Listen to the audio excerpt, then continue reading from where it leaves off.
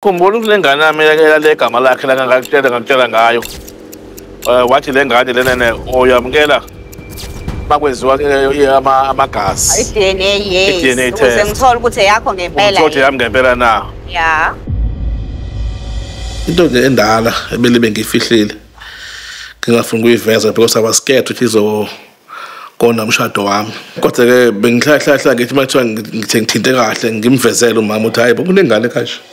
Sengiapproachile lengane ukuthene hayi mntanami ngicela sihlole igazi ukuze yonke into ethe showcase.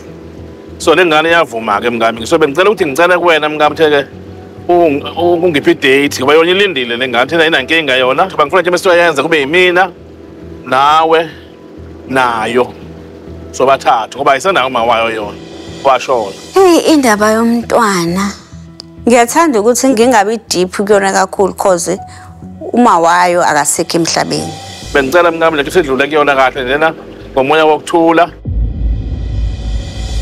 This DNA test, if they come positive, it will be a big relief for me and my family. Nokuthi my aim is to introduce my daughter to my family.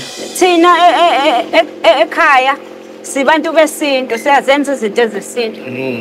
Kuhambe uthola ukuthi izinto mhlawumbe zengane azilungi ngenxa yokuthi kunezinto efanele zilungiselwe yona kababa wayo. Uyayibona lonto sekubambe thina manje ngento nje engenamsebenzi. Ngiyena kuselapha ethu nesintu.